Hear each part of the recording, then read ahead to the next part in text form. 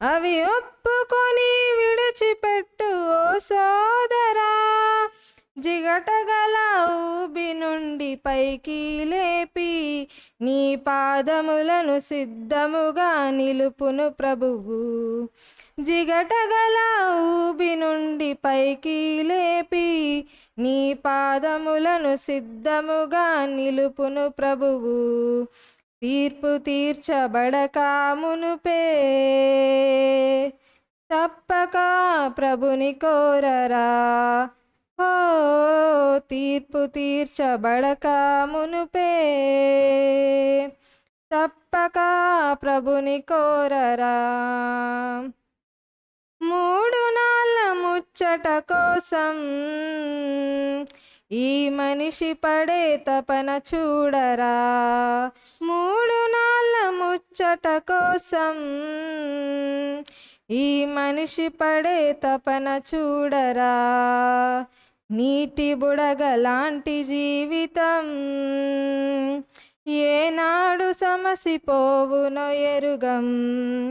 ఓ నీటి బుడగ లాంటి జీవితం ఏనాడు సమసిపోవునో ఎరుగం.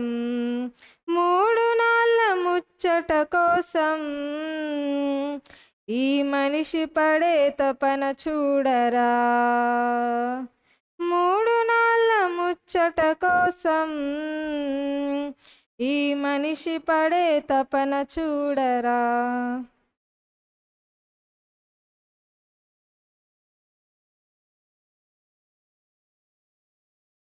స్పెషల్ సాంగ్ పాడిన స్పీటి గారికి సంఘం తరపున వందనాలు తెలియజేస్తున్నానండి. అలాగే నా ప్రత్యేక వందనాలు కూడా తెలియజేస్తున్నాను. నేటి ధ్యానాంశము భూమిని తలక్రిందులు చేయువారు. ముందుగా బైబిల్ పఠనము అపోస్తుల కార్యములు 17వ అధ్యాయం 1-9 వచనాలు. ప్రభుదాస్ గారు వచ్చి బైబిల్ పఠనం చేయవలసిందిగా సంఘం తరపున ఆహ్వానిస్తారు.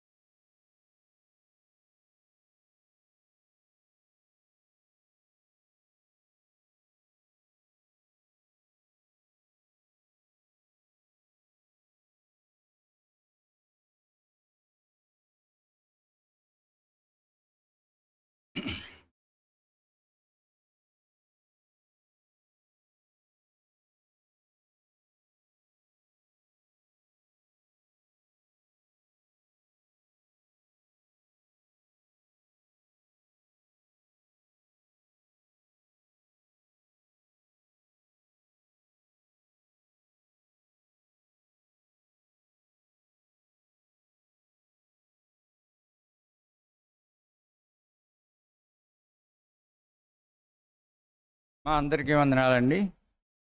పరిశుద్ధ గ్రంథం నుంచి అపోస్తుల కార్యములు 17వ అధ్యాయము 1-9 వరకు చదువుకుందామండి.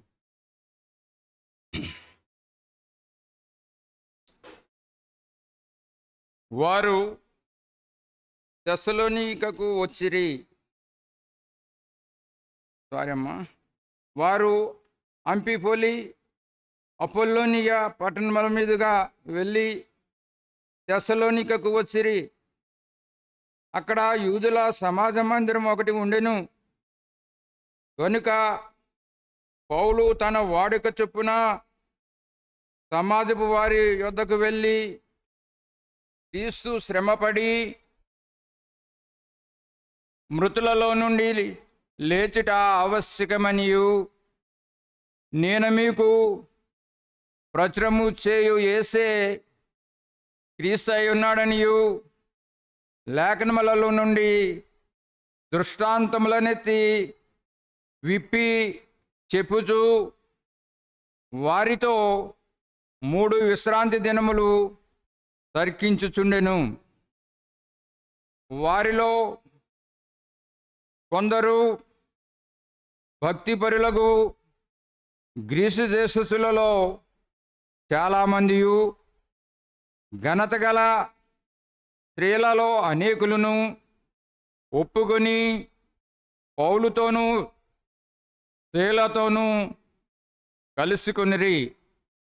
అయితే యూదులు మత్సరపడి పని పాటులు లేక తిరుగు కొందరు దుష్టులను వెంటబెట్టుకుని గుంపు కూర్చి పట్టణమెల్లా అల్లరి చేయొచ్చు యాసోను ఇంటి మీద పడి వారిని జనుల సభ ఎదుటికి తీసుకుని వచ్చుటకు యత్నము చేసిరి. అయితే వారు కనబడనందున యాసోను కొందరు సహోదరులను ఆ పట్టణపు అధికారుల యొద్దకు ఈడ్చుకొని పోయిరి. భూలోకమును తలక్రిందులు చేసిన వీరు ఇక్కడికి కూడి వచ్చి ఉన్నారు. యాసోను వీరిని చేర్చుకుని ఉన్నాడు. వీరందరూ యేసు అను వేరొక రాజు ఉన్నాడని చెప్పి కైసరు చట్టములకు విరోధముగా నడుచుకుని వారు అని కేకలు వేసిరి. ఈ మాటలు వినుచున్న జనసమూహమును పట్టణపు అధికారులను కలవరపరిచిరి. వారు యాసోను వద్దను మిగిలిన వారి వద్దను జామీను తీసుకుని వారిని విడుదల చేసిరి. దేవుడి పరిశుద్ధ వాక్యం దీవించిన గాక. మరొకసారి ప్రభు నామలో మీ అందరికీ వందనాలు తెలియజేస్తున్నామండి. సహోదరులు బ్రదరు జోసఫ్ రాజాయ్య గారికి కూడా వందనాలు తెలియజేస్తున్నాం.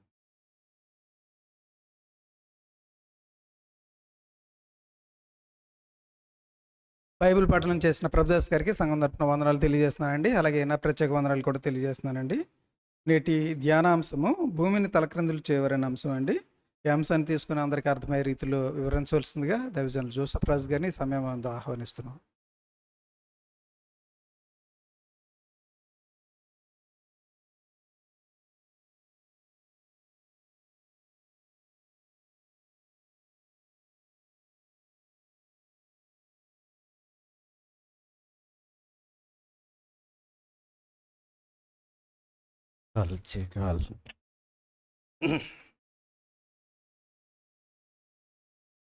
తండ్రి యెహోవా దేవునికి ప్రభు యేసుక్రీస్తు నామమున మహిమ ఘనత బ్రహ్మం కలుగును గాక. మీ అందరికీ వందనాలండి.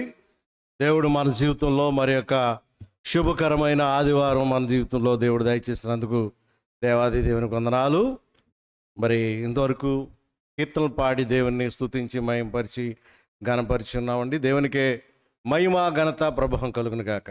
ప్రార్థన చేసుకుని దేవుని మాటలు ధ్యానించుకుందాం. అందరికీ కూడా ఈ సమయం అందు మన మనసులన్నీ పరలోకం వైపు మళ్ళించినట్లయితే, తండ్రి యెహోవా దేవుని వైపు మళ్ళించినట్లయితే ప్రార్థన చేసుకుందాం. అందరూ దేవుని మీద మనసు పెట్టాలని మనవి చేస్తాం. మహోన్నతుడును సర్వోన్నతుడును సర్వాధికారియు సర్వ సృష్టిని సృష్టించిన సృష్టికర్తయును ఆకాశమునకు భూమికి ప్రభువును సర్వ సైన్యాధిపతి యెహోవా శూరుడును మహాదేవుడు అయిన మా ప్రియ పరలోకపు తండ్రి, పరిశుద్ధుడా నిఘనమైన అతి శ్రేష్టమైన పరిశుద్ధ నామమునకు వందనాలు స్తుతులు స్తోత్రాలు తండ్రి. గతించిన దినములు గతించిన కాలమంతా ఎటువంటి ఆపద లేకుండా నీ సజీవ రెక్కల చాటును భద్రపరిచి కాచి కాపాడి దేవా మా జీవితంలో మరి ఒక ప్రభు దినము పరిశుద్ధ దినము ఆదివారం మా జీవితంలో దయచేసిన దానికి వందనాలు తండ్రి. ఈ శుభదినాన నిబిడలమైన ఎందము నీ సన్నిధిలో ఈ విధముగా సమాజముగాను గృహస్థులుగా నీ కుటుంబముగా మరి ముఖ్యముగా నీకు ఇష్టమైన నీ ప్రియమైన క్రీస్తు సంఘముగా ఇక్కడ కూడుకొని నేను ఆత్మతో సత్యముతో ఆరాధించుకోవడానికి ఇచ్చిన భాగ్యంకి వందనాలు తండ్రి. సజీవమైన స్వరాలతో గానప్రతి గానాలు పాడి నేను స్తుతించి మహిమపరిచి ఘనపరిచయానికి ఇచ్చిన కృపను బట్టి వందనాలు. మీరే మహిమ ఘనత ప్రభావాలు పొందుకోండి తండ్రి. అలాగే తండ్రి ఈ సమయమందు నీ సన్నిధిలో ఉన్న బిడ్డలందరినీ దీవించండి, ఆశీర్వదించండి, స్వస్థపరచండి. ఇంకా రానటువంటి నీ బిడ్డలను సకాలంలో నీ సన్నిధికి తోడుకొని వచ్చి వారికి కూడా నీకు మెండైన దీవెనలు, ఆశీర్వాదాలు పొందుకునే దయచేయండి. ఆరాధన ఆది నుంచి అంచెం వరకు మీరే అధ్యక్షత వహించి నడిపించి, మీరే కాచి కాపాడి, మీరే మహిమ ఘనత ప్రభావాలు పొందుకుంటారని ఈ మధ్యాహ్న స్తుతులు యేసుక్రీస్తు నామమున ప్రార్థన చేస్తున్నాం మా పరమ తండ్రి, ఆమేన్. ఈరోజు నేను తీసుకున్నటువంటి అంశము అపోస్తుల కార్యాలు 17వ అధ్యాయము.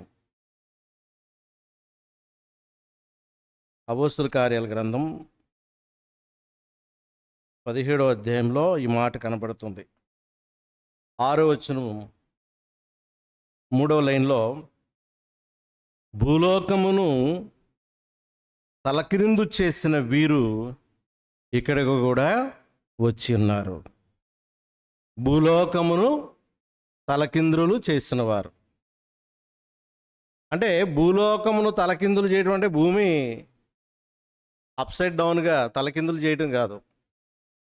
భూమి ఆల్రెడీ గుండ్రంగా ఉంటుంది, తన చుట్టూ తాను తిరుగుతూనే ఉంటుంది. తన చుట్టూ తాను తిరుగుతూ సూర్యుని చుట్టూ తిరుగుతుంది. సంవత్సర కాలం పడుతుంది. ఈ సర్వ సృష్టికి కూడా తిరుగుతున్నాయి. కాబట్టి వాటిని మనం తలకిందులు చేయవలసిన పని లేదు. వాటికి అంతటవే తలకిందులుగానే తిరుగుతున్నాయి, గుండ్రంగానే తిరుగుతున్నాయి. అయితే ఇక్కడ భావజాలం ఏంటంటే, భూమిని తలకిందులు చేయటం అంటే భూ సంబంధమైన ఆలోచనలు, భూ సంబంధమైన కార్యక్రమాలు, భూ సంబంధమైన ప్రవర్తన, భూ సంబంధమైన ఆచారాలు, భూ సంబంధమైన పద్ధతులు, భూ సంబంధమైన బ్రతుకుని మార్చటమే భూమి తలకిందులు చేయటము. అంతేగాని భూగోళాన్ని తలకిందులు చేయటం కాదు. భూగోళాన్ని ఎవరు కూడా తలకిందులు చేయలేము, అది ఎవరితనం కూడా కాదు. దేవుని యొక్క సృష్టి, ఆయన మహాబాహుబలము, ఆయన బలిష్టమైన చేతితో సృష్టింపబడినటువంటి సృష్టి కార్యాన్ని మానవుడు ఎవరు కూడా కంట్రోల్ చేయలేడు. మహాదేవుడైన మన కన్నతండ్రి, తండ్రి అయిన దేవుడు సర్వ సృష్టిని సృష్టించిన సృష్టికర్త. ఈ విశ్వము ఎంత పెద్దదంటే కొన్ని ట్రిలియన్ గెలాక్సీస్ ఈ విశ్వంలో ఉన్నాయి. ట్రిలియన్ అంటే 1,00,000 కోట్లు. కొన్ని లక్షల కోట్ల నక్షత్ర మండలాలు ఈ విశ్వంలో ఉన్నాయి. నక్షత్రాలు కాదు, నక్షత్రాలే పెద్దవి. సూర్యుడు ఒక నక్షత్రం, చాలా పెద్దది. 1,00,000 భూములు వేస్తే ఒక పక్కకు రాదు, అంత పెద్దది. 1,00,000 భూములు వేసినా కొంచెం కూడా ముయ్యలేము నక్షత్రంలో. అంత పెద్ద నక్షత్రం సూర్యుడు. ఇటువంటి సూర్యుని కంటే ఇంకా పెద్ద పెద్ద నక్షత్రాలు ఉన్నాయి. సూర్యుడు 1,00,000 పట్టుకెళ్ళి అందులో వేస్తే ఒక పక్కకు రావు, అంత పెద్ద నక్షత్రాలు ఉన్నాయి. 1,00,000 సూర్యుల్ని పట్టుకెళ్ళి ఇంకొక నక్షత్రంలో వేస్తే ఒక పక్క కూడా రాదు, అంత పెద్ద పెద్ద నక్షత్రాలు ఉన్నాయి. ఈ మిల్కీ వేవ్, ఈ యొక్క మరి పాలపుంత అనేటువంటి ఈ నక్షత్ర మండలంలో పెద్ద పెద్ద నక్షత్రాలు ఉన్నాయి. నక్షత్రాలు కాదు నేను మాట్లాడేది, నక్షత్ర మండల పాలపుంత లాంటి నక్షత్ర మండలాలు కొన్ని లక్షల కోట్లు ఈ విశ్వంలో ఉన్నాయి. అంటే దేవుడు వీటన్నిటిని సృష్టించాడంటే దేవుడు ఎంత పెద్దవాడో ఆలోచించండి. ఒక గ్రహం నుంచి ఒక గ్రహానికి వెళ్ళటానికి చాలా కష్టపడిపోతున్నారు. సైంటిస్టులు ప్లాన్ చేస్తున్నారు ఎలాగ వెళ్ళాలి. ఇంకో గ్రహానికి వెళ్తే మళ్ళీ తిరిగి వస్తామన్న ఆశలు వదులుకుని వెళ్ళాలి అని చెప్పి ఒక టీనేజ్ గర్ల్ని కూడా పంపడానికి సిద్ధమవుతున్నారు ఇంకొక గ్రహానికి. అక్కడ వెళ్ళటమే కానీ రావటం ఉండదు. అంత దూరం ఒక గ్రహానికి ఈ గ్రహానికి, ఈ సౌర కుటుంబంలో ఉన్న గ్రహాలకి. మరి ఈ విశ్వం ఎంత పెద్దది! మన యొక్క మానవ మేధస్సుకి అంతు చిక్కినటువంటి విశ్వాన్ని దేవుడు తన స్వహస్తాలతో, తన మాటతో సృష్టించాడు. వీటన్నిటిని ఆయన చేతులతో కొలుస్తున్నాడు. అంటే దేవుడు ఎంత పెద్దవాడో ఒకసారి ఆలోచించండి. కాబట్టి ఆయన సృష్టించేది ప్రతిదీ కూడా పెద్దదే, చిన్నదేం కాదు. ఈ భూమి చాలా పెద్దది ఏమండి. కాబట్టి ఈ భూమిని తలకిందులు చేయటం, ఈ భూమిని దేవుడు తన పునాదుల మీద స్థిరపరిచాడని యోబు గ్రంథంలో చెప్తాడు. పునాదుల మీద స్థిరపరిచాడు, భూమికి పునాదులు వేశాడు. భూమికి పునాదులు వేసినప్పుడు నువ్వు ఎక్కడున్నావు అని యోబుని అడుగుతాడు. కాబట్టి ఈ భూమికి పునాది వేసి దాన్ని స్థిరపరిచి ఆ పునాదిలోనే తిప్పుతున్నాడు. పునాది అంటే చాలామంది మత ఛాందస్వాదులు వక్రీకరిస్తూ ఉంటారు. భూమి తన చుట్టూ తలుగు తిరుగుతుంటే పునాది మీద పెట్టాడు అంటాడు. ఏంటంటాడు? పునాది అంటే బార్డర్, ఒక కక్షలో దేవుడు పెట్టాడంతే. ఆ పునాది అక్కడే స్థిరపరిచాడు. దాని నుంచి 1 మిల్లీమీటర్ సూర్యునికి దగ్గరగా కానీ మిల్లీమీటరు సూర్యునికి దూరంగా కానీ వెళ్ళిందంటే మనం చచ్చిపోతాం. ఎందుకంటే ఇది నరులకు నివాసయోగ్యమైన భూగోళంగా దేవుడు సృష్టించాడు. కాబట్టి భూమిని తలకిందులు చేసేవారు అని ఇక్కడ వ్రాయబడి ఉంది. అంటే భూమిని తలకిందులు చేయడం అంటే భూమిని తిప్పటం కాదు, భూమి మీద ఉన్నటువంటి కార్యక్రమాలు. అంటే భూమి అంటే దేశం అంటే మట్టి కాదు, దేశం అంటే మనుషులు అన్నాడు ఒక కవి. భూమి అంటే భూగోళము కాదు, భూమి మీద ఉన్నటువంటి ఈ లోకము, మనుషులు. ఈ మనుషులు చేసేటువంటి ఆలోచనలు, భూ సంబంధమైన ప్రవర్తన, ఆచారాలు, పద్ధతులు, బ్రతుకు, వీటన్నిటి కూడా మార్చేవాళ్లే భూలోకమును తలకిందులు చేసేవారు. ఎందుకంటే ఈ భూమి మీద ఉన్నటువంటి మనుషులు, మనము ఎక్కడి నుంచి వచ్చామో అన్నది మనుషులకు అర్థం తెలియట్లేదు. ఈ భూమి సంబంధమైన వాటి గురించి ఆలోచిస్తూ ఉంటున్నారు. ఈ భూమి మీద ఎలా బ్రతకాలి, ఈ భూమి మీద ఎలాగా పర్మనెంట్గా జీవించాలి అనేటువంటి ఆలోచనలతో ఉంటారు తప్ప మనం ఎక్కడి నుంచి వచ్చామన్న సంగతి ఇప్పుడు కూడా ప్రశ్న వేసుకోరు. మనం ఒక యాత్రికులము అని పరలోక సంబంధమైన వాటి మీద మనసుంచిన వారు మనం పరదేశులము, యాత్రికులమై ఉన్నామని చెప్పి అన్నారు. కాబట్టి మనం యాత్ర చేసుకుంటూ వస్తున్నాం, మనం పరలోకం నుంచి వస్తున్నాం. పరలోకం నుంచి ప్రయాణం చేసుకుంటూ ఆనాడు ఆదాములోకి ప్రవేశించి, ఆదాము నుంచి తండ్రుల గర్భాలు, తల్లుల గర్భాలు దాటుకుంటూ ఈ శరీరం అనేటువంటి గుడారములో ఉన్నాం. నేను అంటే మన శరీరంలోని ఆత్మ, అంతేగాని మన శరీరం కాదు. నా చెయ్యి అంటాం కాబట్టి చెయ్యి నేను అనదు, చెయ్యి జోసఫ్రాజు అనదు. జోసఫ్రాజు చెయ్యి, జోసఫ్రాజు కన్ను, జోసఫ్రాజు ముక్కు. అంటే నా పేరు, ఒక పేరు లోపల ఉన్న అతనికి ఎవరికో ఉంది. ఆ పేరు గల వ్యక్తి ఎవరంటే ఆత్మ, ఈ శరీరం కాదు. ఈ షర్టు, ప్యాంటు, ఇలా ఈ షూటు వేసుకున్నటువంటి ఈ జోసఫ్రాజు నేను కాదు, లోపల ఉన్నటువంటి ఆత్మకున్న పేరు. ఆ ఆత్మని ఇంతవరకు మనమే చూసుకోలేదు. మనం ఎప్పుడు కూడా మన శరీరాన్ని చూసుకుంటాం. మన ముఖంలో ఉన్నటువంటి కళ్ళు, ముక్కు, ఈ హెయిరు, ఈ చెవులు, మన డ్రెస్సు, ఈ అవుట్ఫిట్టే చూసుకుంటాం తప్ప మనల్ని ఎప్పుడూ చూసుకోలేదు. అంటే మన ఆత్మను ఎప్పుడు చూసుకోలేదు. ఎప్పుడు చూసుకుంటాం మన ఆత్మని? ఈ శరీరాల్ని విడిచిపెట్టిన తర్వాత అప్పుడు మన ఆత్మని మనం చూసుకోగలం. అద్దంలో కనపడితే, లేకపోతే పక్కన్నటువంటి ఆత్మను అడిగితే నేను ఎలా ఉన్నానో చెప్పంటే పక్కన్న ఆత్మ చెప్తాడనమాట. అంతే తప్ప ఇప్పుడు శరీరం ఉన్నప్పుడు మనం చూసుకోలేము. ఇలా ప్రయాణం చేసుకుంటూ భూలోకంలో ఉన్నాము. మరలా ఈ ప్రయాణం కొనసాగుతూ మరొక లోకానికి వెళ్ళి అక్కడి నుంచి మరలా మన మాతృదేశానికి, సొంత దేశానికి వెళ్ళాలి. ఇది మన చరిత్ర. అయితే మానవులైనటువంటి మనమందరం కూడా తెలుసుకోకుండా భూ సంబంధమైన భూలోకంలోని శరీరంలో ఉండి ఈ శరీర సంబంధమైన, ఈ భూ సంబంధమైన వాటి గురించి ఇక్కడ ఎలా బ్రతకాలి అన్న వాటి గురించే మనం ఎక్కువగా ఆలోచన చేస్తున్నాము తప్ప మనము ఎక్కడి నుంచి వచ్చామో, ఎక్కడికి వెళ్ళాలో అన్న సంగతి మనుషుడు ఆలోచన చేయట్లేదు ప్రియులారా.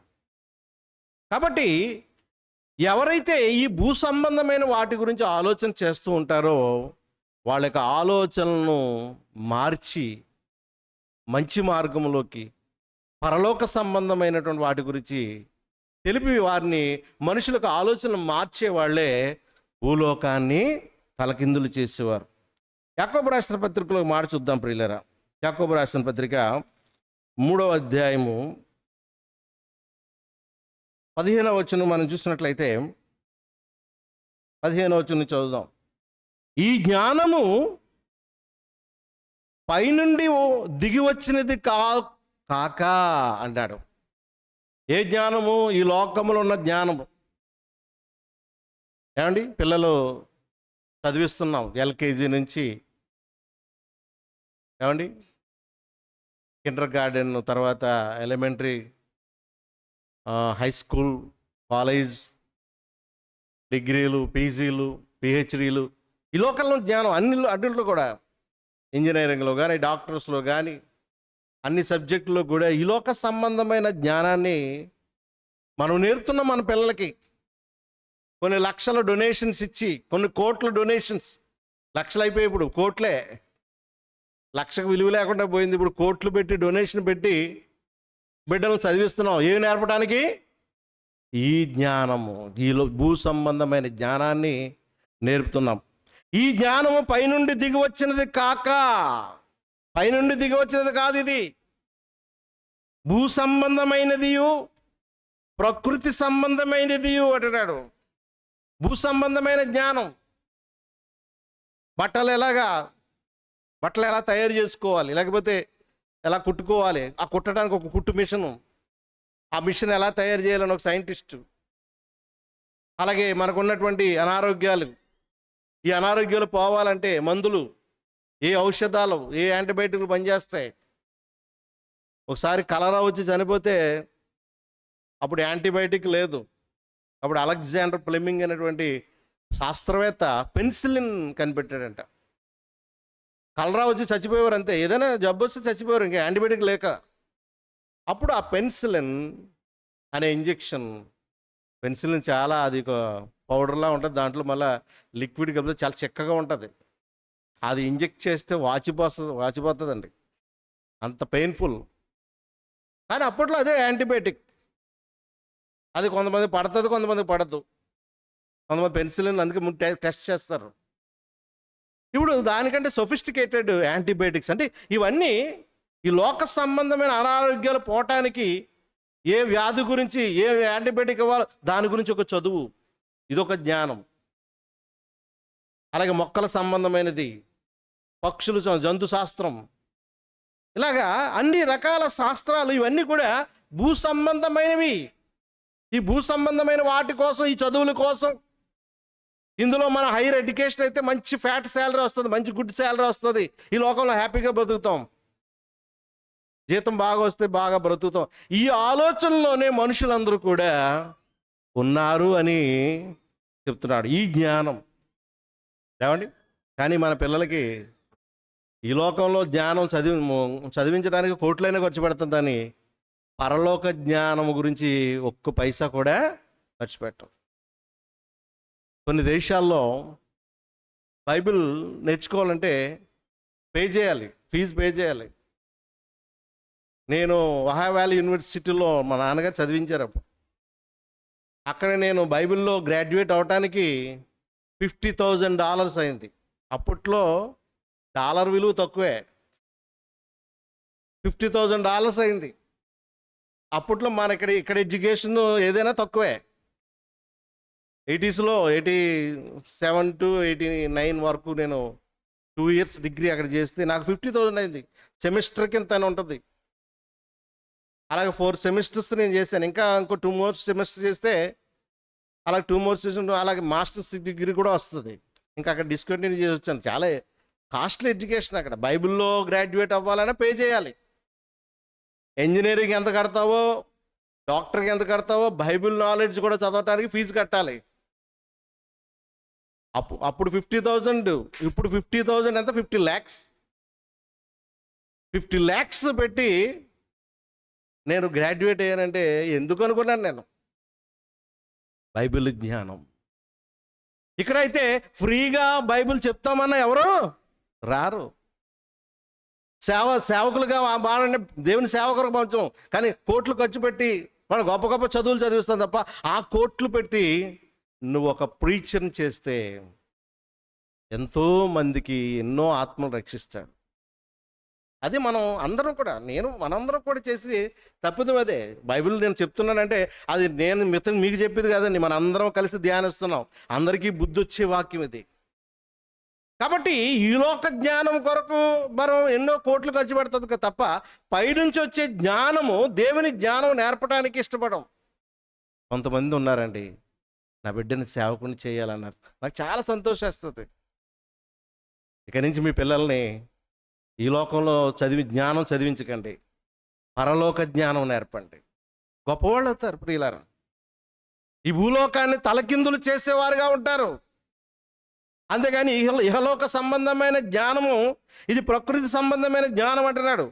ఏమండి, ఈ జ్ఞానం పైనుండి దిగి వచ్చినది కాక భూ సంబంధమైనది. నేను ఏకోపత్తుల్లో ఉన్నాను. భూ సంబంధమైనది, ప్రకృతి సంబంధమైనది, దెయ్యముల జ్ఞానం వంటిది ఉన్నది.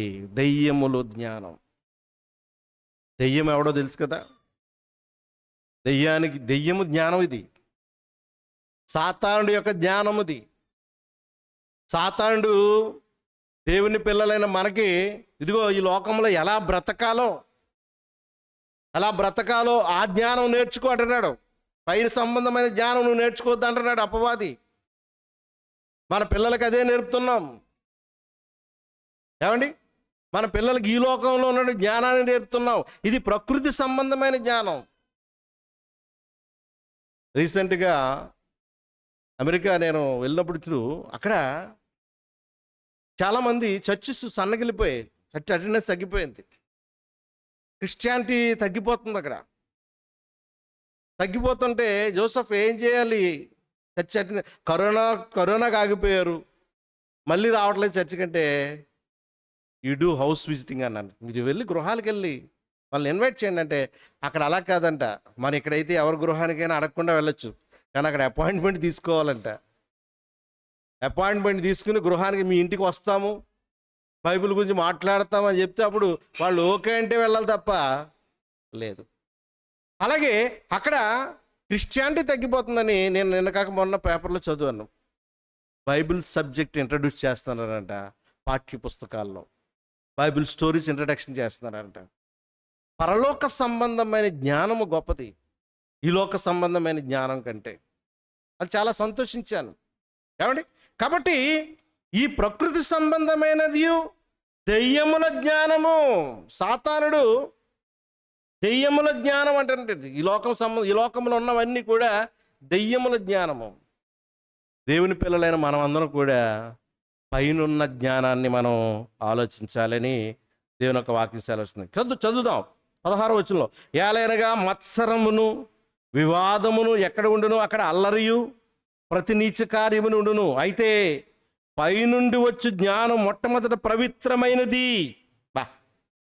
పైనుండి వచ్చు జ్ఞానము మొట్టమొదట పవిత్రమైనది, తర్వాత సమాధానకరమైనది, మృదువైనది, సులభముగా లోబడినది, కనికరముతోనూ మంచి ఫలముతోనూ నిండుకొనినది, పక్షపాతమైనను వేషధారణయనను లేనిది ఉన్నది అంటున్నాడు.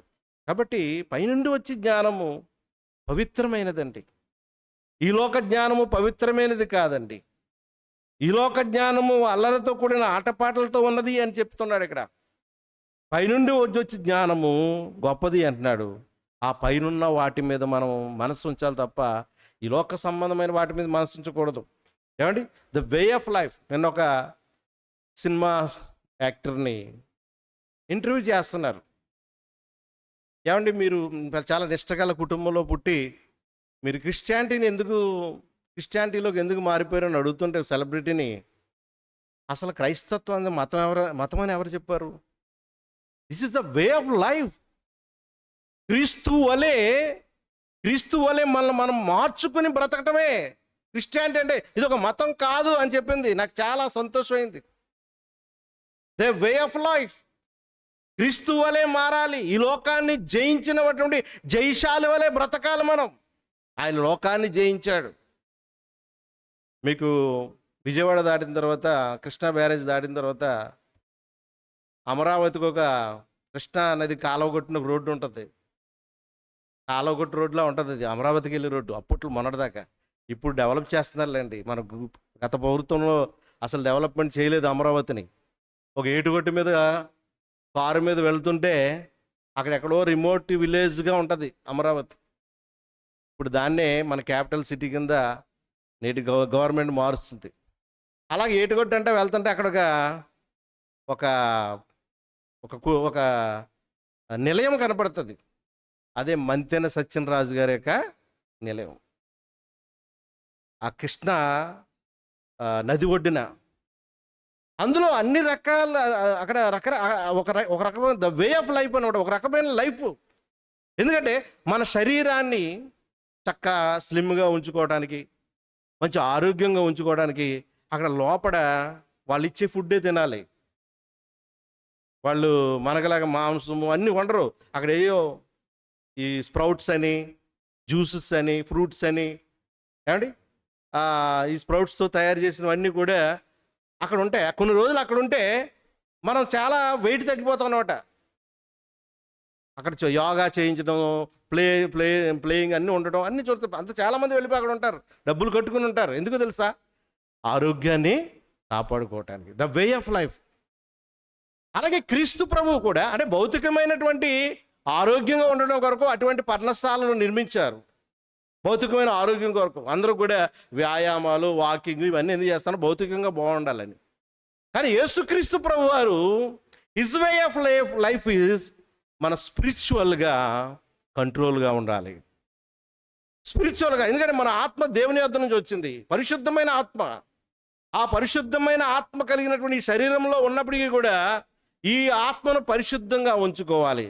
ఇహలోక సంబంధమైనటువంటి, ఈ ప్రకృతి సంబంధమైనటువంటి ఈ దయ్యముల జ్ఞానాన్ని మనం అంటించుకోకుండా పైనున్న వాటిని, శరీరంలో ఉన్నప్పటికీ కూడా క్రీస్తు ప్రభు ఎలాగైతే పైనున్న వాటిని అనుసరించాడో మనము కూడా అలా అనుసరించాలని చెప్పే వాళ్ళే భూమిని తలకిందులు చేసేవారు. అంతేగాని భూమిని తలకిందులు చేసేవారు ఒక ఉద్యమకారులు కాదని వాళ్ళు.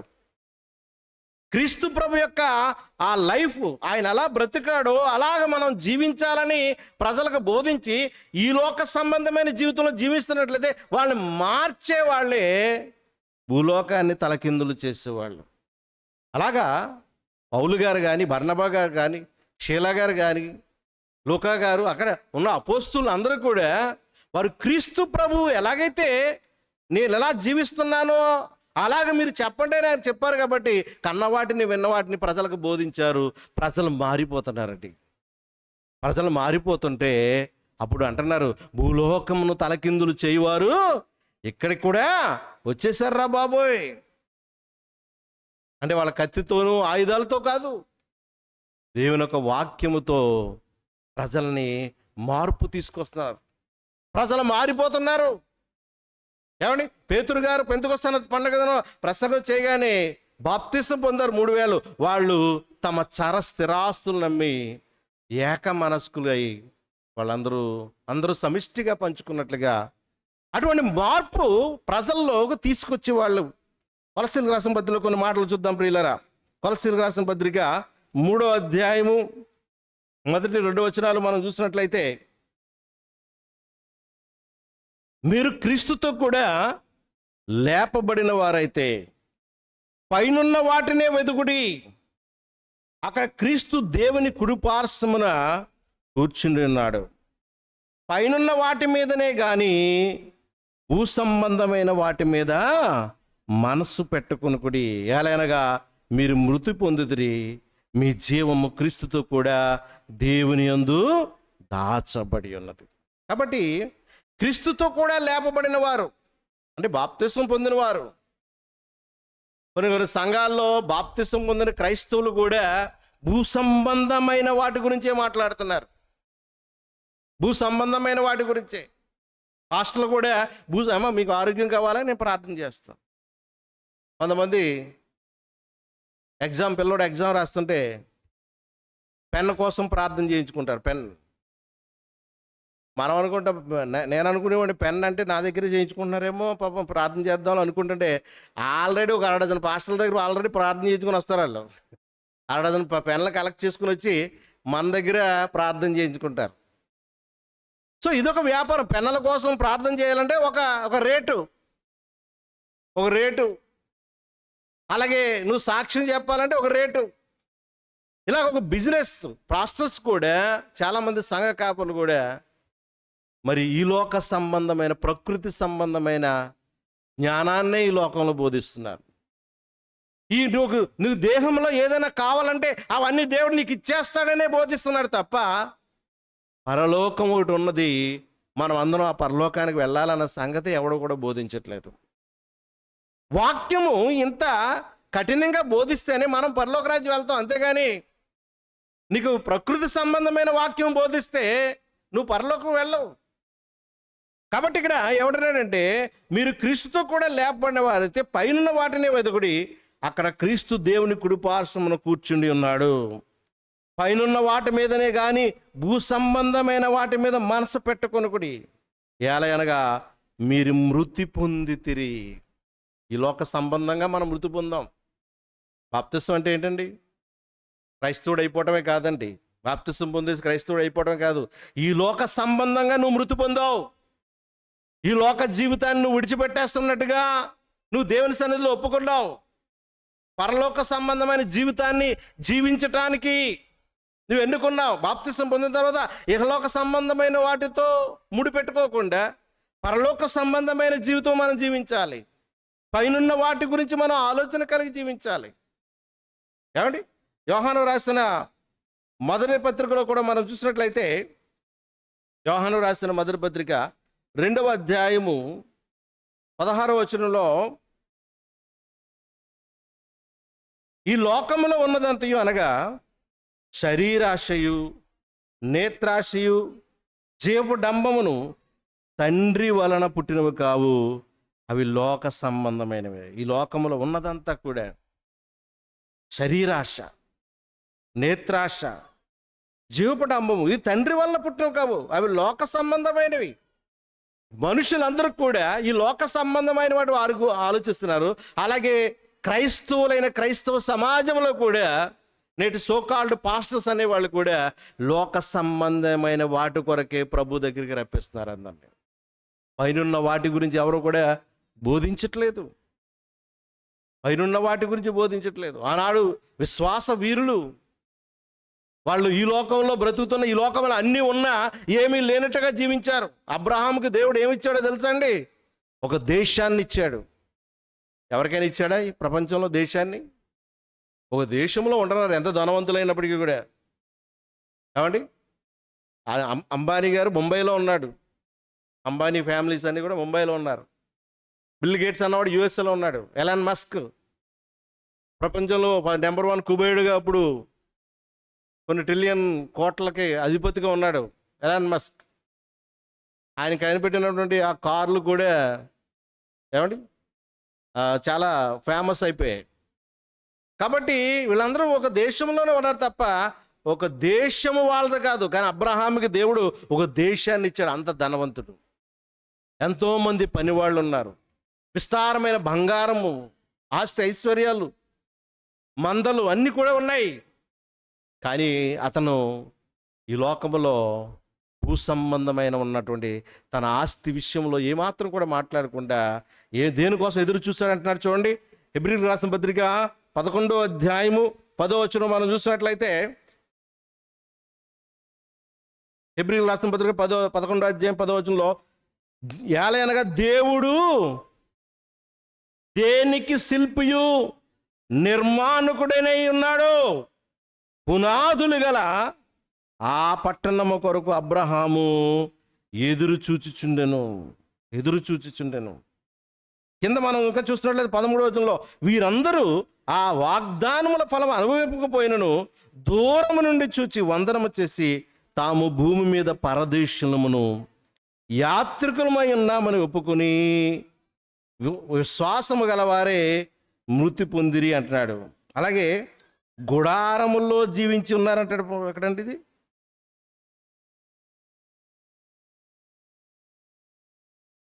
ఓకే. 9వ వచనంలో విశ్వాసమును బట్టి అతడును అతనితో ఆ వాగ్దానమునకు సమవారసులైన ఇస్సాకు యాకోబు అనువారును గుడారములో నివసించు అన్యుల దేశంలో ఉన్నట్టుగా వాగ్దత్త దేశములో పరదేశులుగా జీవించారంట. ఏమంటే అంత ధనము అబ్రహాముకున్న ధనం ఉన్నట్లయితే కొన్ని వందల ఫ్లోర్లు పెట్టి బిల్డింగ్ కట్టుకుని అందులో ఉండడు. కానీ గుడారంలో ఎందుకు బ్రతికాడంటే ఈ భూమి ఈ ప్రకృతి సంబంధమైనది శాశ్వతం కాదు. ఇది దెయ్యముల లోకం. అంటే దెయ్యము కబ్జా చేసేసింది ఈ లోకాన్ని. దెయ్యం కబ్జా చేసింది. దెయ్యం అంటే మీకు అర్థం అవట్లేదేమో. దెయ్యం అంటే సాతానుడు. దెయ్యం అంటే మన దృష్టిలో ఏముందంటే చనిపోయిన వాళ్ళు దెయ్యాలు అవుతారు. చనిపోయిన వాళ్ళు దెయ్యాలు కాదండి. మనం ఎవరమండి? మనం ఎవరు? దేవుని పిల్లలం. దేవుని పిల్లలు దెయ్యాలు కాదు, యజమానులు మనం. ఏమండి? దెయ్యాలు ఎవరు? దేవునికి వ్యతిరేకించిన దేవదూతలు. వాడి పేరే సాతానని, దెయ్యమని. అతనితో ఉన్నటువంటి దూతలందరూ కూడా అపవిత్రాత్మలు, దెయ్యాలని, వాటికే పేర్లు. అంతే తప్ప మనం దెయ్యాలం కదా, మనం దేవుని కుమారులం. ఈ శరీరాన్ని విడిచిపెట్టిన రెప్పపాట్లు ఒక క్షణంలో ఎక్కడికి వెళ్ళిపోతాం తెలుసా అండి? వేరే లోకానికి వెళ్ళిపోతాం. విశ్రాంతి పొందేటువంటి స్థలానికి, పరదేశకు వెళ్ళిపోతాం తప్ప ఈ భూలోకంలో ఉండమండి. ఈ భూలోకంలో ఉన్న వాటికి ఏటికి కూడా సంబంధం లేదు. ఎందుకంటే మనం ప్రయాణంలో ఉన్నాం. విడిచిపెట్టామా వేరే లోకానికి వెళ్ళిపోవటమే, ఇక్కడెక్కడ ఉండం. కాబట్టి దెయ్యాలు మనుషులు కాదు. దెయ్యాలు అన్నది సాతాను దూతలు. కాబట్టి ఏమండి, ఈ లోకములో గుడారముల్లో నివసించి అన్యుల దేశములో ఉన్నట్టుగా వాగ్దత్త దేశములో పరవాసులయ్యారు. కాబట్టి ఈ ప్రకృతి సంబంధమైన, అంటే సాతానుడు ఎప్పుడు ఈ లోకాన్ని కబ్జా చేశాడంటే దేవుని పిల్లలే సాతానికి ఇచ్చేసాడు. దేవుని యొక్క ఆజ్ఞను అతిక్రమించేసి, ఆధ్యాత్మిక పాపం చేసి దేవుడు సర్వాధికారాన్ని మనుషుల చేతికి ఇస్తే మనుష్యుడు ఎవరికి అప్పచెప్పేశాడు? దెయ్యం చేతికి అప్పచెప్పేశాడు. అందుచేత దెయ్యం అంటున్నాడు ఏమండి? యేసుక్రీస్తు ప్రభు వారితో అంటున్నాడు ఒక మాట. మత్తయి సువార్త 4వ అధ్యాయంలో ఏమంటున్నాడు చూడండి. వాడు ఎంత డేర్గా మాట్లాడుతున్నాడు. ప్రభు అయిన యేసుక్రీస్తు దగ్గరికి వచ్చి ఎంత ధైర్యంగా మాట్లాడుతున్నాడో చూడండి. దెయ్యం మత్తయి సువార్త 4వ అధ్యాయం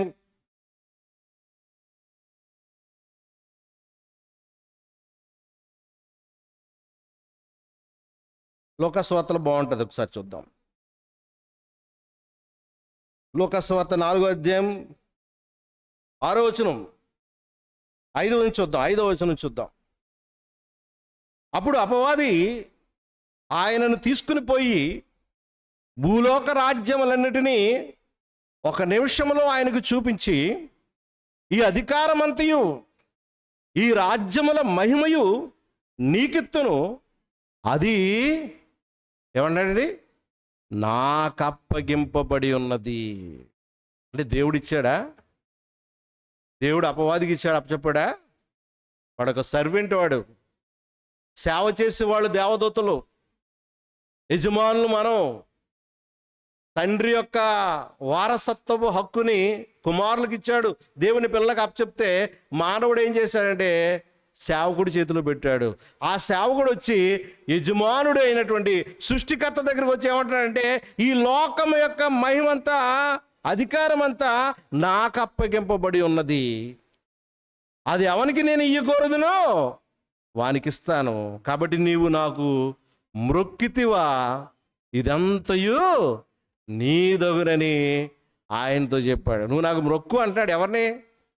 సృష్టికర్తని.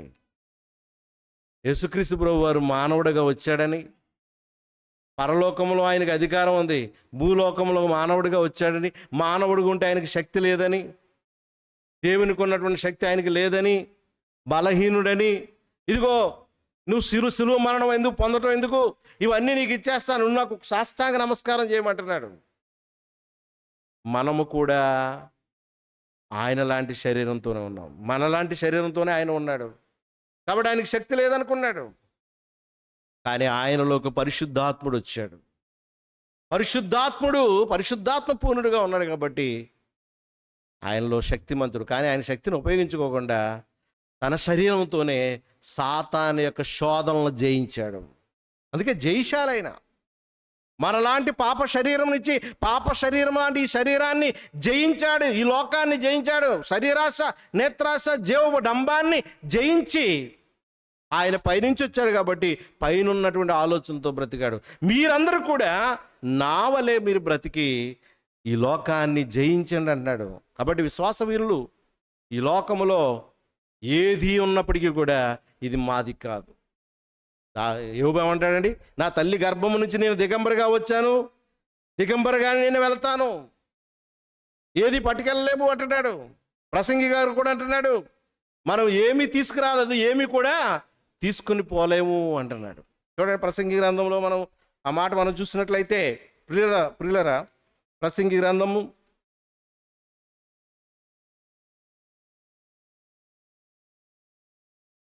5వ అధ్యాయము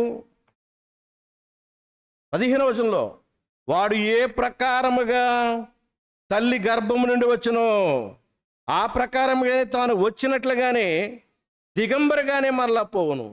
తాను ప్రయాసపడి చేసుకునే దానిలో ఏదైనాను చేత పట్టుకుని పోడు. అతను వచ్చిన ప్రకారంగానే మరలా పోవును. గాలికి ప్రయాసపడి సంపాదించిన దాని వలన వానికి లాభమేమీ కూడా లేదు. కాబట్టి ఈ లోకంలో ఇది ప్రకృతి సంబంధమైన జ్ఞానము, ఇది దెయ్యాల జ్ఞానము. దెయ్యము, ఒరే నువ్వు ఈ లోకంలో ఎలా బ్రతకాలో ఈ జ్ఞానాన్ని నేర్చుకో, అంతేగాని నువ్వు పరలోక రాజ్యం గురించి ఆలోచించకో అని మనకి గుడ్డితనము కలగజేశాడంటండి. గుడ్డితనం, కోటలు కట్టేశాడు, దుర్గాలు కట్టేశాడు. దేవుడు మనకు కనపడకుండా, దేవుడి దగ్గరికి మనం వెళ్ళాలనే ఆలోచన లేకుండా, మనం పైకి వెళ్ళాలి, పైన పరలోక రాజ్యం వెళ్ళాలనే ఆలోచన మనకు లేకుండా ఈ భూలోకంలోనే మగ్గిపోయేటట్టుగా మనకి గుడ్డితనం కలగజేశాడు.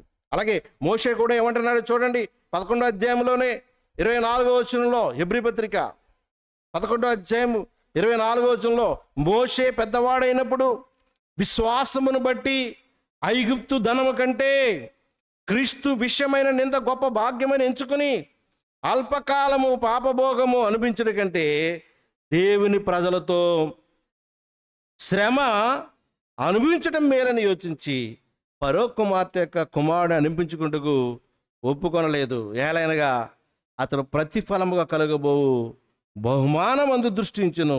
విశ్వాసమును బట్టి అతడు అదృశ్యుడైన వారిని చూచుచున్నట్టు స్థిర బుద్ధి గలవాడే రాజాగ్రహమునకు భయపడక ఐగుప్తును విడిచిపోయాను. మీలో ఎంతమంది 10 కమాండ్మెంట్స్ మూవీ చూశారు? ఏమంటే మీరందరూ చాలామంది చూస్తుంటారు. అందులో ఈ ఫరో యొక్క సింహాసనం దగ్గర అంతవరకు ఫరో ప్రేమించిన కుమారుడిగా మోషే ఉంటాడు, యువరాజులాగా. అక్కడ రామ్సేస్ అన్నటువంటి ఇంకో కజిన్ ఉంటాడు. వాడు ఎప్పుడు మోషే మీద చాడీలు చెప్తున్నాడు, కానీ ఫరో వినడు అసలు. ఎందుకంటే మోషే అంటే ఎంతో ప్రేమ. ఐగుప్తు ఆ దేశాన్ని ఎంతో సుందరంగా కడతాడు, సకల విద్యలు నేర్చుకున్నాడు మోషే. కానీ ఆలపిసరాన్ని ఒక బానిసగా సంఖ్యలతో బంధించి అలా తీసుకొస్తున్నప్పుడు ఫరో లేచి నిలబడిపోయి ఎవరి పని ఇది అంటాడు. అంటే అంత ప్రేమ అన్నమాట మోషే అంటే. ఎవరు చేశారు? నా కుమారుడిని ఇంత బానిసగా నిలబెట్టింది ఎవరు అంటే రామ్సేసే చేశాడు అనుకుంటాడు. కానీ మోషే అంటాడు, నేను ఒక అమ్రాము యొక్కబెత్తు యొక్క కుమారుడిని, నేను ఇశ్రాయేల్లో అమ్రాము యొక్కబెత్తు యొక్క కుమారుడిని అని చెప్పేసరికి ఒకసారి ఫరో లేచిపోయి, మోషే ఎందుకు ఇలా చేస్తావు అని ఆ సంభాషణ అదొకసారి మీరు ఎప్పుడైనా చూడండి 10 కమాండ్మెంట్స్లో ఎంత త్యాగం చేస్తాడో. అక్కడేమో ఫరో కుమార్తె పెంచిన తల్లి, నాయన మోషే కుమారుడిని ఒప్పుకో, ఈ రాజ్యం నీదే, నువ్వే ఫరోతో నీ ప్రజలను విడుదల చేయొచ్చు అంటే అల్పకాలము పాపభోగం అనిపించట కంటే దేవుని ప్రజలతో శ్రమ అనుభవించాలి. కాబట్టి వదులుకున్నాడు. ఒక చద్ది మూట పెట్టి మిథ్యానారంలోనికి farewell my one time brother అని చెప్పేసి రామ్సెస్ వదిలిపెట్టేస్తే ఆ విల్డర్నెస్లో నడుచుకుంటూ వెళ్ళిపోతాడు మోషే. ఎందుకంటే ఈ లోకము ఇది ప్రకృతి సంబంధమైన జ్ఞానము, ఇది దెయ్యాల జ్ఞానము. నాకు పైనున్నవాడు దేవుడు కావాలి, నేను పరలోక రాజ్యం వెళ్ళాలి అనే ఒక మరి దృఢ నిశ్చయముతో ఉన్నారు. దేవుని పిల్లలైన మనం కూడా అలాగే ఉండాలి. అపోస్తులు అదే బోధించి ప్రజలకు బోధిస్తుంటే ప్రజలు మారిపోతున్నారు. ఈ లోక సంబంధమైన ఆలోచనలు ఉన్న వాళ్ళు అందరూ కూడా మారిపోయి అందరూ కూడా ప్రభువులే అయిపోతుంటే ప్రజల్లో కలవరం వచ్చేసింది. భూలోకమును తలకిందులు చేసే వాళ్ళు వచ్చేస్తున్నారు. వాళ్ళు భూలోకాన్ని తలకిందులు చేసేవాళ్ళు అంటే వాళ్ళు యుద్ధాలు చేయట్లేదు, కత్తులు బెల్లలతో కాదండి. దేనితో? వాక్య ఖడ్గము. హెబ్రీ పత్రిక 4వ అధ్యాయము 12వ వచనం మనం చూసినట్లయితే, ఎందుకనగా దేవుని వాక్యం సజీవమై బలము గలదై రెండంచులు గల ఎటువంటి ఖడ్గము కంటేను వాడిగా ఉండి ప్రాణాత్మలను కీళ్లను మూలుగను విభజించినంత మట్టుకు దూరుచు హృదయం యొక్క తలంపులను ఆలోచనలను శోధించుచున్నది. దేవుని యొక్క వాక్యముతో వాళ్ళ ప్రపంచాన్ని మార్చేస్తున్నారు. ఈ భూలోక సంబంధమైన ఆలోచనలు, భూలోక సంబంధమైనటువంటి బ్రతుకుని, భూలోక సంబంధమైన ఆచారాలు పద్ధతులు, మనుషులకు ఆచారాలు పద్ధతులు అన్నీ కూడా మార్చుకుంటూ వెళ్ళిపోతున్నారు. అందరూ మారిపోతున్నారు. మరో ప్రపంచంలోకి వెళ్ళిపోతున్నారు. అమ్మ వీళ్ళు భూలోకాన్ని తలకిందులు చేస్తున్నారా బాబు, ఎక్కడికి వచ్చారా వీళ్ళు అంటున్నారు. వాళ్ళ కత్తులు గుదిలతో కాదండి, దేవుని యొక్క వాక్యం అనే ఖడ్గం. అది ఎక్కడికి వెళ్ళిపోతుందంటే చాలా డీప్గా వెళ్ళిపోతుంది. దేవుని యొక్క వాక్యం కత్తి అయితే పైన కోస్తుంది తప్ప ఇది ఎక్కడికి వెళ్ళిపోద్ది అంటండి, మూలుగుల్లోకి వెళ్తుందంట. మూలుగు, మటన్ కొట్టాడు దగ్గర దుమ్ము కొట్టేస్తాడు కదా, ఆ మూలుగుని ఎలా తీసిస్తాడు? ఆ కత్తితో స్మాష్ చేసి మూలుగు తీసేస్తాడా? దుమ్ముతో పాటు వేస్తాడు. ఆ మూలుగుని తీయాలంటే కుకింగ్ అయిపోయిన తర్వాత అప్పుడు మూలుగు వస్తుంది తప్ప కుకింగ్ అవ్వకుండా రాదది. కుకింగ్ అయిన తర్వాత కూడా కత్తిని ఉపయోగించకూడదు, అది స్మూత్గా లాగితేనే వస్తుంది. అంటే ఈ శరీరం మీదకే కాదు, లోపల ఉన్న మూనుగులోకి వెళ్ళిపోద్ది. ఆ మూనుగులోనే, ఆ బ్రెయిన్ మ్యారోలోనే ఏముంటుందో తెలుసా అండి? ఆత్మ. అందుకే అంటున్నాడు ఇక్కడ చూడండి, ప్రాణాత్మలను కీళ్లను మూలుగును విభజించినంత మట్టుకు దూరుచు ఎక్కడికి వెళ్ళిపోతుందంటే దేవుని యొక్క వాక్యము మూలుగులోకి వెళ్ళిపోయి అక్కడ ఉన్న హృదయం యొక్క తలంపులను ఆలోచనలను శోధించు. హృదయం ఎక్కడుంది? ఇక్కడ లేదండి. హృదయం ఎక్కడుందంటే నీ చుట్టూనే తిరుగుతుంది అంటాడు ఒకడు. హృదయం ఎక్కడంటాడు? హృదయం అంటే అది కాదు. హృదయం అంటే ఆత్మకున్నటువంటి అవయవాలు. శరీరంకున్న అవయవాలు మనకు తెలుసు. ఆత్మకున్న అవయవాలు ఏంటండి? మనస్సు, మనస్సాక్షి, హృదయము. ఇది అరికాల నుంచి నడినెత్తి వరకు ఉంటుంది హృదయం. ఎక్కడ ఉండదో లవ్ సింబల్ వేసేసి అదే హృదయం అనుకోకండి. ఇది ఆత్మకున్న అవయవం. మనస్సు, మనస్సాక్షి, హృదయం అన్నది ఆత్మకున్నటువంటి అవయవాలు. శరీరంకున్న ఈ గుండె ఏం చేస్తుంది? ఈ గుండె బ్లడ్ని పంపు చేస్తుంది. వన్ ఆఫ్ ది ఆర్గన్ అంతే, మెయిన్ ఆర్గన్ అంతే తప్ప ఇదే హృదయం కాదండి. నీ నిలువెల్లా హృదయం ఉంటుంది, అక్కడికి వెళుతుంది. ఏంటది? దేవుని వాక్యం నిన్ను నిలువెల్లా మారుస్తుంది. మనిషిని నిలువెల్లా మారుస్తుంది కాబట్టి భూలోకాన్ని తలకిందులు చేసేస్తుంది దేవుని యొక్క వాక్యము. అటువంటి వాక్యాన్ని చెప్పినటువంటి అపోస్తులు, అంచేత వాళ్ళు అంటారు, మా దగ్గర మేము శరీరాలతో పోరాటలేదు అంటాడు. 2 కొరింథీయులకు రాసిన పత్రిక 10వ అధ్యాయము 2 కొరింథీయులకు రాసిన పత్రిక 10వ అధ్యాయము 3వ వచనం మనం చూసినట్లయితే, ప్రియులారా, మేము శరీరదారులమై నడుచుకొనుచున్నను శరీర ప్రకారము యుద్ధము చేయము. మా యుద్ధోపకరణములు శరీర సంబంధమైనవి కావు. ప్రపంచంలో సామ్రాజ్యాలు మనకు తెలుసు. గ్రీకు సామ్రాజ్యం, Greek Veerudu Alexander the great ప్రపంచాన్ని గడగడలాడించాడు. ఆయనకి అన్ని రకాల ఆయుధాలు ఉన్నాయి, ప్రపంచాన్ని జయించాడు. కానీ చిన్న రాజ్యం అయిపోయింది. ఇప్పుడు గ్రీస్ దేశం చిన్న రాజ్యం అయిపోయింది. అది ప్రపంచాన్ని జయించలేకపోయింది. రోమన్ సామ్రాజ్యం అది కూడా రోమ్కే పరిమితం అయిపోయింది. ఏమండి?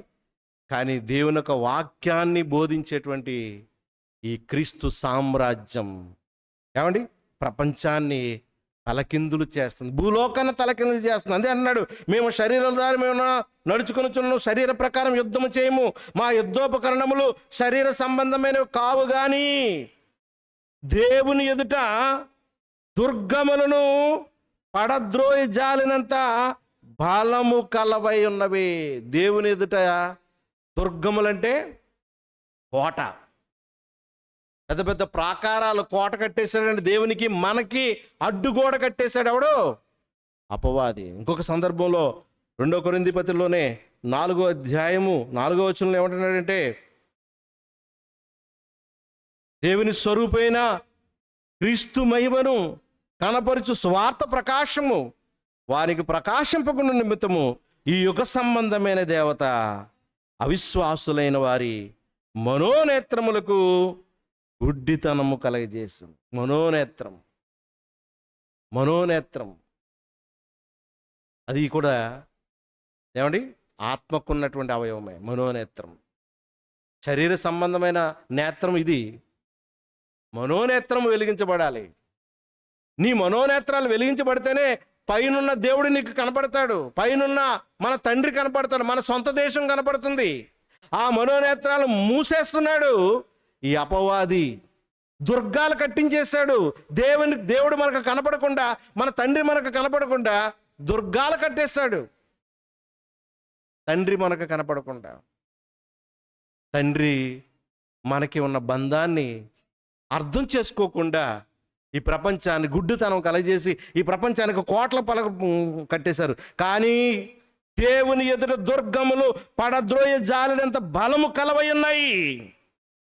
ఆ దుర్గాల్ని పడగొట్టేస్తున్నాము. దేనితో? దేవుని యొక్క సువార్త వాక్యముతో. సువార్త అంటే ఏంటో కాదండి, క్రీస్తు ప్రభు గురించి చెప్పడమే సువార్త. లేఖనముల ప్రకారం క్రీస్తు శిలువలో మరణించను, సమాధి చేయబడును, లేఖనం ప్రకారం తిరిగి లేచను, ఇది నమ్మి బాప్తిస్మం పొందినవాడు రక్షింపబడును, అలాగే నీవు నీకు పరలోకం అనే స్థిర నివాసం నీకు ఉందని ప్రజలకు బోధించి మనుషులకు ఆలోచనలను బ్రతుకును లైఫ్ స్టైల్ను మార్చేసి భూలోకాన్ని తలకిందులు చేసేస్తున్నారు. ఎవరైతే సువార్త ప్రకటిస్తున్నారో వారందరూ కూడా భూలోకాన్ని తలకిందులు చేయవారే. చూడండి, ఇంకా 5వ వచనంలో చూస్తున్నట్లయితే, మేము వితర్కములను దేవుని గూర్చిన జ్ఞానమును అడ్డగించు ప్రతి ఆటంకమును పడద్రోసి ప్రతి ఆలోచనను క్రీస్తుకు లోబడినట్లు చెరబట్టి వారు సంపూర్ణ విధేయతను కనపరిచినప్పుడు సమస్తమైన అవిధేయతకు ప్రతిదండన చేయ సిద్ధపడి ఉన్నాము. ప్రతి విధమైన అవిధేయత. బైబిల్ పట్టుకుంటున్నాడు, బైబిల్ బోధిస్తున్నాడు, కానీ వాక్యములో ఉన్న మెయిన్ ఏంటో అర్థం తెలియదు. అసలు ధర్మశాస్త్రానికి, పాత నిబంధనకి, కొత్త నిబంధనకి ఉన్నటువంటి డిఫరెన్స్ తెలియనటువంటి వాళ్ళు కూడా బోధకులు అయిపోతున్నారు. ఇప్పటికీ కూడా ధర్మశాస్త్రాన్ని అనుసరిస్తూ, ధర్మశాస్త్రాన్ని బోధిస్తూ, దాన్ని అవలంబించాలని బోధిస్తున్నాడంటే వాడికి బైబిల్ అర్థమైందా? వాడు అర్థం అవ్వలేదా? కాబట్టి దేవుని యొక్క వాక్యాన్ని బాగా అర్థం చేసుకుని పైనున్న వాటి మీద ఎవరైతే మనసు ఉంచి క్రీస్తుని లోకానికి ప్రచురం చేస్తారో వారే భూలోకాన్ని తలకిందులు చేయువారు అని దేవుని యొక్క వాక్యం సెలవిస్తుంది. అందుచేత అపోస్తులుని ఎక్కడికి వచ్చినప్పటికీ కూడా వాళ్ళు ఏమనివారంట? 17వ అధ్యాయం 6వ వచనంలో, అపోస్తుల కార్యం 17వ అధ్యాయం 6వ వచనం,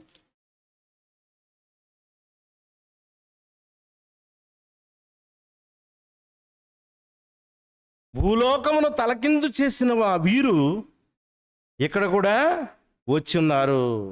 యేసును వీరిని చేర్చుకుని ఉన్నాడు. వీరందరూ యేసును వేరొక రాజు ఉన్నాడని చెప్పి కైసర చట్టములకు విరోధముగా నడుచుకుని వారు అని కేకలు వేసిరి. ఈ మాటలు వినుచున్న జనసమూహమును పట్టణపు అధికారులను కలవరపరిచిరి. వారు యేసు వద్దకును మిగిలిన వారి వద్దకును జామీను తీసుకుని వారిని విడుదల చేసిరి. కాబట్టి భూలోకం తలకిందులు చేస్తున్నారంటే ప్రజల యొక్క తలంపులు మారుస్తున్నారు. మన తలంపులు ఈ భూ సంబంధమైన వాటి మీద ఉన్నటువంటి వాటిని మనస్సుంచక పైనున్న మన సొంత దేశము, మా పరలోకం, మన తండ్రి గురించి ఆలోచన చేద్దాం. మనందరినీ కూడా తండ్రి దగ్గరికి తీసుకెళ్లారు అపోస్తులు. అలాగే వారి యొక్క సువార్త, అపోస్తుల యొక్క బోధ ఈ ప్రపంచానికి అందించిన నేటి సువార్తకులందరూ కూడా భూలోకములో ఉన్న మనుషులకు ఆలోచనలను తారుమారు చేసి దేవుని వైపు ఎవరైతే మనుషులను తిప్పుతారో వాళ్ళందరూ కూడా భూలోకాన్ని తలకిందులు చేసేవారు. కాబట్టి అది ఎవరిదో కాదు, నీది నాది మనందరిది బాధ్యత. మనందరం బైబిల్ బాగా చదివి క్రీస్తు ప్రభు యొక్క లైఫ్ స్టైల్, అంటే ఫిజికల్ లైఫ్ స్టైల్ కాదు, స్పిరిచువల్ లైఫ్ స్టైల్, ఆయన ఆత్మీయంగా ఈ శరీరాశలో మరి నేత్రాశ జీవపడంబాన్ని జయించిన జయశాలిగా బ్రతికి ఆయన తండ్రి దగ్గరికి వెళ్ళాడు. మనము కూడా అక్కడికి వెళ్ళవలసిన వారమై ఉన్నాం. వెళ్ళవలసిన వారమై ఉన్నట్టు మనము ఈ భూలోకంలో, ఈ టెంపరీ లైఫ్లో, ఈ భూలోకమే శాశ్వతం అనుకుని జీవించకుండా, ఈ ప్రకృతి సంబంధమైన జ్ఞానమే దేవుని జ్ఞానం అనుకోకుండా, దేవుడు మనకున్నాడు, మన తండ్రి ఉన్నాడు, ఆయన తండ్రి దగ్గరికి వెళ్ళాలి. ఈ టెంపరీ లైఫ్లో బ్రతికి ఉండగానే మన జీవితాన్ని, మన లైఫ్ స్టైల్ మార్చుకుని స్పిరిచువల్గా క్రీస్తు వలె, క్రీస్తు ఎలాగైతే బ్రతికాడో, ఎలాగైతే జీవించాడో అలాగే మనము జీవించాలి. అందుకే అన్నాడు ఆయన, నేనే మార్గమును సత్యమును జీవమును, నా ద్వారా రండి అంటే ఏమండి ఆయన లైఫ్ స్టైల్, ఆయన యొక్క మార్గములో ఆయన ఎలాగైతే బ్రతికారో అలాగే మనం బ్రతికి ఈ లోకాన్ని జయించాలి. చాలామంది అని అంటూ ఉంటారు, ఏమండి ఏదైనా వనంలో నేను ఉంటే ఆ పండు తినండి నేను అంటారు. ఏ పండు? మంచి చెడులో తెలివిచ్చు ఫలాన్ని నేను తినండి, ఏదైనా వనంలో నేను ఉంటే తినండి. ఆదాం తినేశాడు, అవ్వ తినేశాడు, వాళ్ళని పెద్ద భూతద్దంలో శత్రువులుగా చూస్తూ ఉంటాం. మరి ఈరోజు అటువంటి మంచి చెడుల ఫలాలను ఇచ్చాడు. ఏవండి అంటే ఈ లోకమే, ఈ లోకం అంతా పెట్టేశాడు. ఏది టచ్ చేసినా డేంజరే. కాబట్టి ఈ లోకానికి అతీతంగా, ఈ లోకానికి వేరై నువ్వు మృతి పొంది ఉన్నావు. బాప్తిసం పొందావు అంటే నువ్వు మృతి పొంది ఉన్నావు. నువ్వు జీవించేవాడు నీవు కాదు, క్రీస్తుని యందు జీవించాలి. క్రీస్తు వలె ఇహలోక మాలిన్యము తన కంటకుండా తను తాను కాపాడుకోవాలి. 12వ అధ్యాయం రోమపత్రిక 12వ అధ్యాయము మొదటి నుంచి మనం చూసినట్లయితే,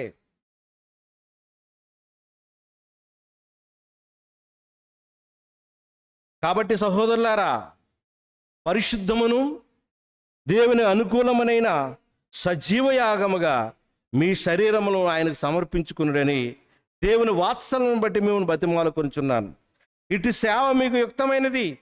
మీరు ఈ లోక మర్యాదను అనుసరింపక ఉత్తమమును అనుకూలమును సంపూర్ణమునయ్యున్న దేవుని చిత్తమేదో పరీక్షించి తెలుసుకున్నట్లు మీ మనస్సు మారి నూతన మొగుటి వలన రూపాంతరము పొందిరి. రూపాంతరము, ట్రాన్స్ఫిగరేషన్, రూపాంతరం పొందాలి మనం.